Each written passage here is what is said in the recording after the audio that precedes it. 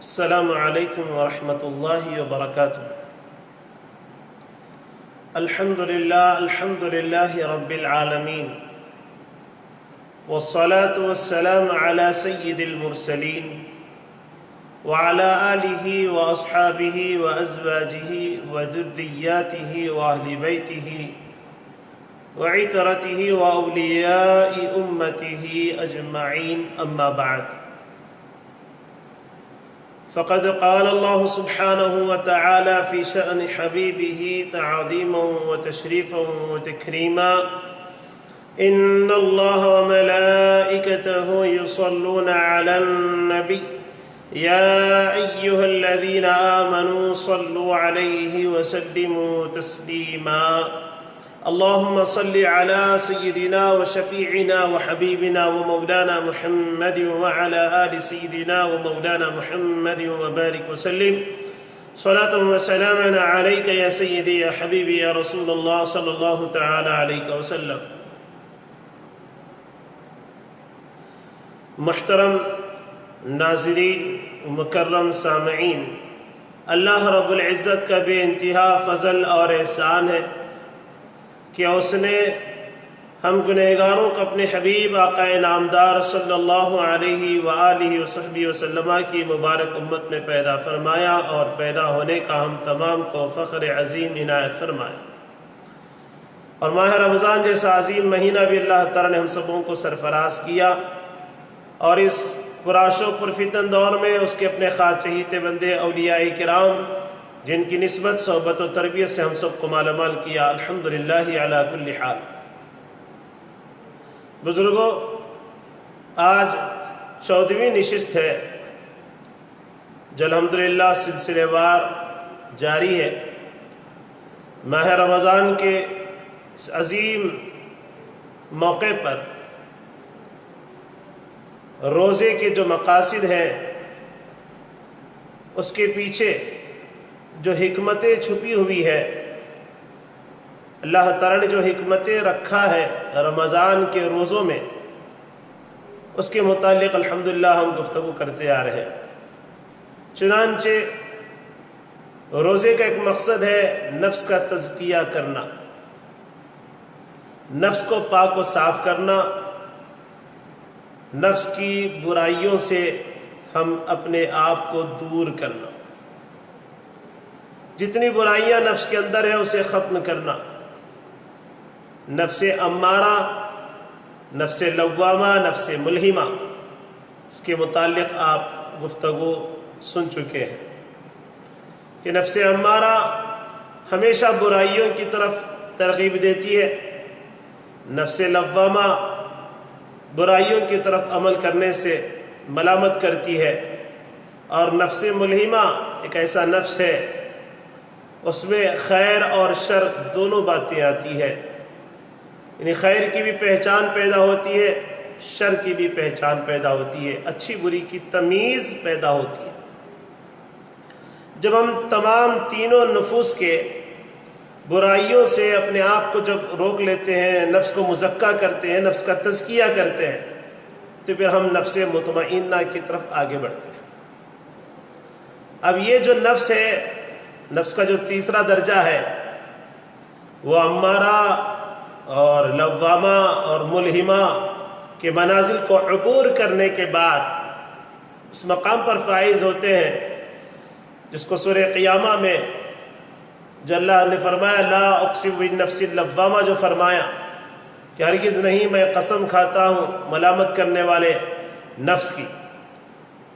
تو یہ تمام نفوس جو ہے، اس سے ہم جب ہم تزکیہ کر لیتے ہیں تو اس کے بعد اللہ تبارک و تعالی ہمارے دل کے اندر شر سے نفرت کرنے کی توفیق عطا کرتا ہے، اور خیر سے محبت پیدا ہوتی ہے، اور ان مراحل میں برے کاموں کے جذبات بالکل کچلے جاتے ہیں، بالکل ختم کیے جاتے ہیں، اور نفس راحت اور اطمینان پانے لگتا ہے، اور جب نفس اس اعلیٰ مقام پر پہنچ جاتا ہے تو اللہ تبارک و تعالیٰ اسے یوں مخاطب فرماتا ہے. سورہ فجر کی آخری آیت ہے کہ اللہ تعالیٰ ارشاد فرما رہا ہے یا ایتھا النفس المطمئنہ ارجعی الی ربک راضیۃ مرضیہ فادخلی فی عبادی وادخلی جنتی. فرمایا اے نفس مطمئن، اے نفس مطمئنہ، واپس چلے آؤ اپنے رب کی طرف اس حال میں کہ تو اس سے راضی اور وہ تجھ سے راضی. بس شامل ہو جا میرے خاص بندوں میں اور داخل ہو جا میری خاص جنت میں. وَدُخُلِي فِي عِبَادِي فرمایا خاص بندوں، وَدُخُلِي جنتی خاص جنت. خاص بندوں میں اللہ تعالیٰ کے وہ بندے شامل ہیں جن پر اللہ نے انعام کیا ہے. انعم اللہ علیہم من النبیین والصدیقین والشہداء والصالحین وحسن اولئک رفیقا.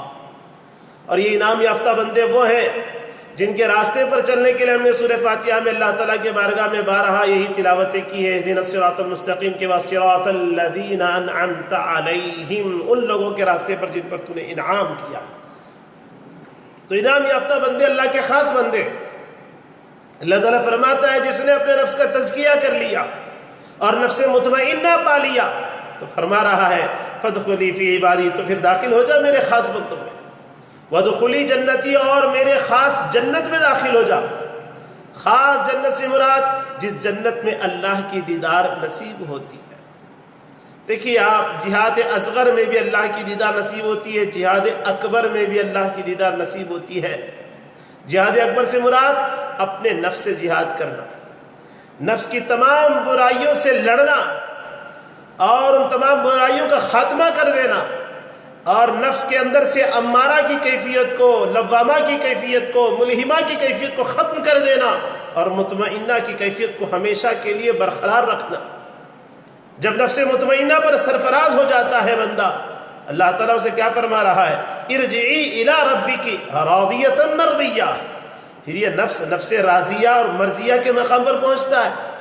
یعنی یہ نفس راضیہ ایسا ہے کہ اللہ اس سے راضی اور یہ اللہ سے راضی، دونوں ایک دوسرے سے باہم راضی ہو جاتے ہیں. جب دونوں ایک دوسرے سے باہم راضی ہو جاتے ہیں تو بتائیے پھر اس کا کیا مقام ہے؟ فرمایا فادخلی فی عبادی، فرمایا میرے خاص بندوں میں داخل ہو جا. یہ خاص بندوں کی بات ہی کچھ اور ہے بزرگوں. ماہ رمضان کے مہینے میں ہی روزے کی افطار کے لیے غوث پاک رضی اللہ تعالیٰ عنہ کے بارگاہ میں مریدین نے عرض کیا کہ یا سیدی میرے گھر افطار کے لیے تشریف لائیے. حضور غوث پاک رضی اللہ عنہ نے افطاری کی دعوت قبول فرما لی.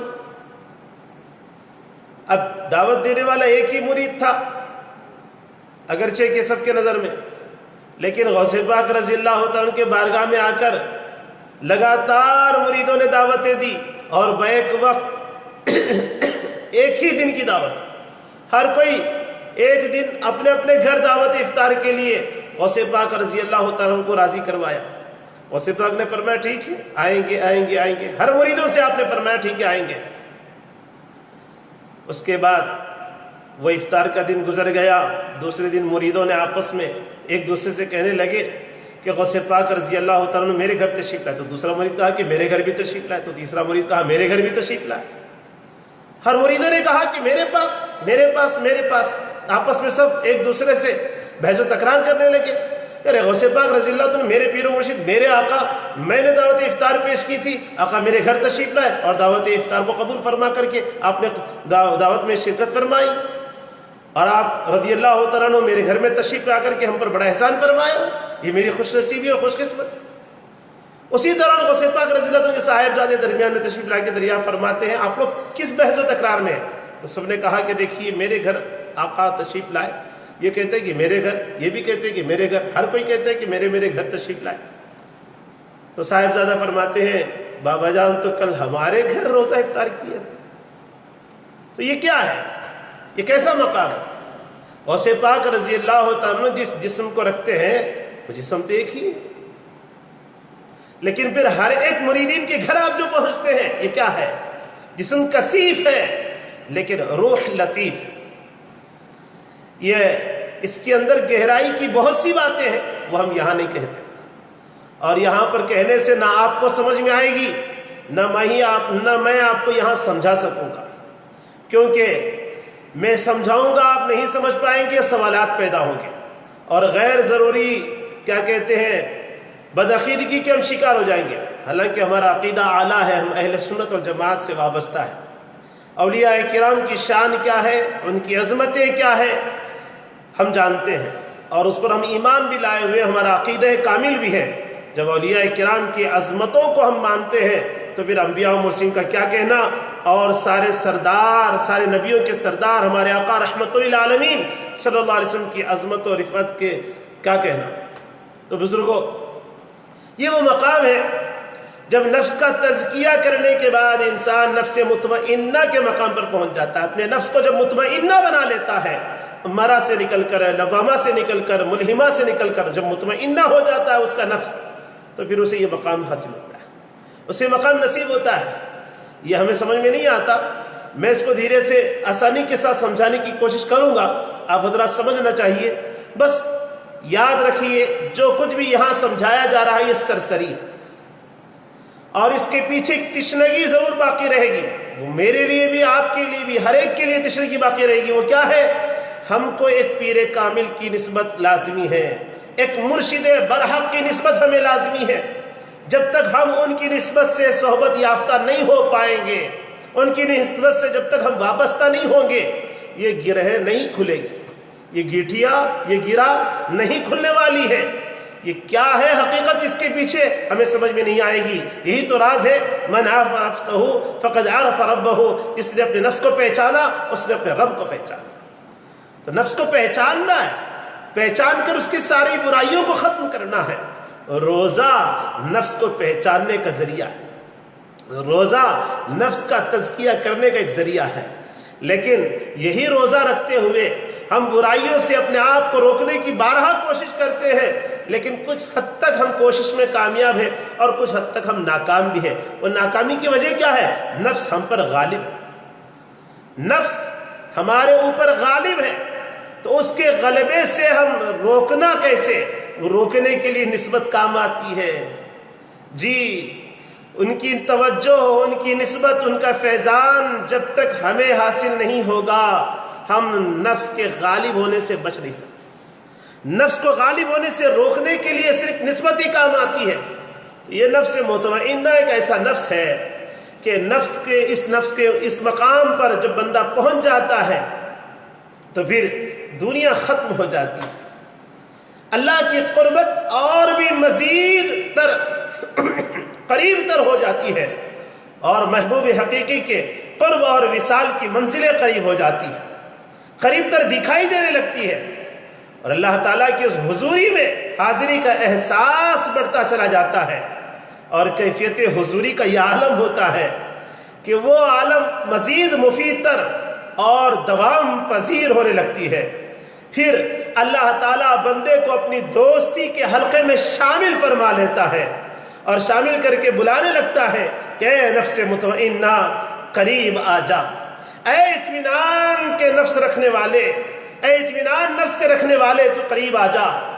اور کیسے قریب آ جا؟ میں تیری سماعت کو اپنی سماعت بنا لوں، تیری بصارت کو اپنی بصارت بنا لوں، تیرے بولنے کو اپنا بولنا بنا لوں، تیرے ہاتھوں کو اپنا ہاتھ بنا لوں، اور تجھے وہ مقام دے دوں۔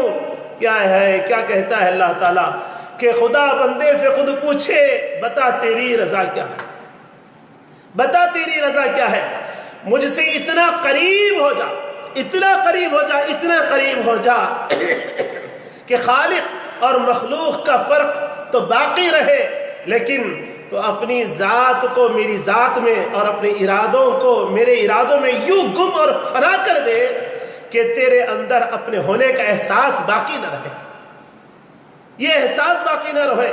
جو کچھ بھی ہے مولا میرا نہیں ہے، سب کچھ تیرا ہی ہے، میرا کیا کمال ہے، میں نہیں ہوں، سب کچھ تو ہی ہے۔ بہرحال یہ وہ تصوف ہے، یہ وہ روحانیت ہے، یہ وہ حقیقت ہے جسے سمجھنے کے لیے ہمیں ایک پیر کامل کا ہونا لازمی ہے، ایک مرشد برحق کا ہونا لازمی ہے۔ جو پیر سے مرشد سے نسبت حاصل کر لیتا ہے وہ اپنے نفس کے تزکیہ کرنے میں کامیاب ہو جاتا ہے۔ اگرچہ کہ یوں نفس کی بیماریوں کو ہم سمجھ لیں گے اور نفس کا تزکیہ کرنا ہم شروع کر لیں گے تو کیا تزکیہ ہو جائے گا؟ کچھ حد تک ہم کامیاب ہو جائیں گے، لیکن یہ وقتیہ طور پر کامیابی ملے گی نہیں، کامیابی دائمی طور پر ملنا چاہیے، جزوی نہیں، کلی طور پر۔ کچھ وقت کے حصے میں ہم کامیاب رہے، کچھ وقت کے حصے میں ناکام رہے، یہ کیا مطلب ہے؟ کامیاب ہو تو پورے مکمل طریقے سے کامیاب ہو جائے، پورے کامیابی حاصل کر لے جی، پھر بعد میں پھر تھوڑی سی ناکامی، پھر کامیابی، پھر ناکامی، پھر کامیابی، پھر ناکامی، یہ کیسی زندگی ہے؟ تو ہمیں چاہیے کہ اگر ہم کامیاب ہونا چاہتے ہیں، اللہ نے قرآن مجید میں کیا ارشاد فرمایا؟ قد افلح من تزکا، بلا شک و شبہ وہ کامیاب ہو گیا جس نے اپنے نفس کا تزکیہ کر لیا۔ تو نفس کا تزکیہ کرنے کے لیے اپنے نفس کو نفس مطمئنہ بنانا ہے۔ ہمارا نفس کیا ہے؟ نفس امارہ ہے۔ فی الحال ہمارا نفس جھوٹ، غیبت، بد نظری، مشتبہ غذا، غصہ، حرص، بخل، شہوت، دشمنی، یہ تمام گناہوں میں ملوث ہے۔ پھر وہی نفس جب نفس لوامہ ہو جاتا ہے تو اس کے اندر بھی حسد، کبر، غرور، دنیا کی محبت، دولت کی محبت، پھر نفس ملہمہ تو پھر ریاکاری، نام، نموز، شہرت، اخلاص ختم ہو جاتی ہے، اخلاص نہیں رہتی ہے۔ یہ تمام تر گناہوں سے اپنے آپ کو جو بندہ پاک کر لیتا ہے تو اس کا نفس نفس مطمئنہ بن جاتا ہے۔ انشاءاللہ مزید اس کے متعلق اور بھی تفصیلات ہیں۔ حضور غوث پاک رضی اللہ عنہ کے واقعات جو میں نے آپ کے سامنے ذکر کیا اس پر بھی انشاءاللہ اچھے سے ہم تفصیلی طور پر روشنی ڈالیں گے۔ وقت تو ختم ہو چکا ہے، انشاءاللہ سلسلہ جاری رہے گا۔ اللہ تعالیٰ سے دعا ہے جو کچھ کہ ہم نے کہا سنا یقین عطا فرما، عمل کی توفیق عطا فرما، آمین بجاہ سید المرسلین والحمد للہ رب العالمین، والسلام علیکم ورحمۃ اللہ وبرکاتہ۔